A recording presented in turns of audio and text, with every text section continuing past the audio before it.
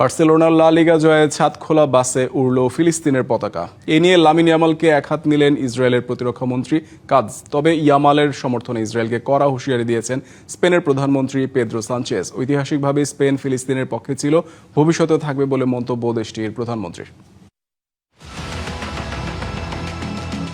Spanish মুসলিম footballer Lamine Yamal বার্সার শিরোপা জয়ের পর আনন্দ মিছিলে বহিঃপ্রকাশ ঘটিয়েছেন নিজের আবেগের, উড়িয়েছেন ফিলিস্তিনের পতাকা। তা নিয়ে স্পেন ও ইসরায়েলের রাষ্ট্রীয় পর্যায়ে চলছে উত্তেজনা। এই বিষয়ে ইসরায়েলের প্রতিরক্ষামন্ত্রী কাৎজের মন্তব্যে তীব্র জবাব দিয়েছেন স্পেন প্রধানমন্ত্রী সানচেজ।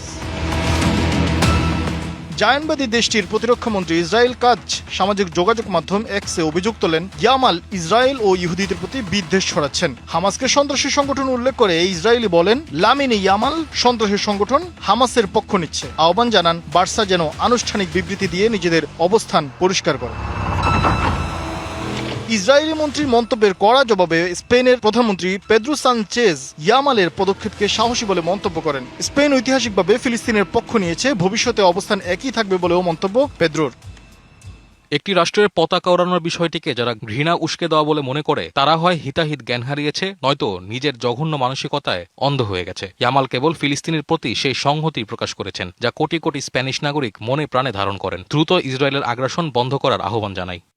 ইয়ামালের এই সংহতির প্রতিদানে ফিলিস্তিনি শিল্পী উবাই আল কুরশালি গাজার এক বিধ্বস্ত দেয়ালে বিশাল মুরাল এঁকেছেন। ফিলিস্তিন ফুটবল অ্যাসোসিয়েশন ও জাতিসংঘে ফিলিস্তিনের স্থায়ী মিশনও আনুষ্ঠানিকভাবে ইয়ামালকে জানিয়েছে ধন্যবাদ। নিজের কেরিয়ার ও ভবিষ্যৎ ঝুঁকির মুখে ফেলেও ইয়ামাল যে মানবিকতার পরিচয় দিয়েছেন তা গাজার মানুষের কাছে এক বড় অনুপ্রেরণা।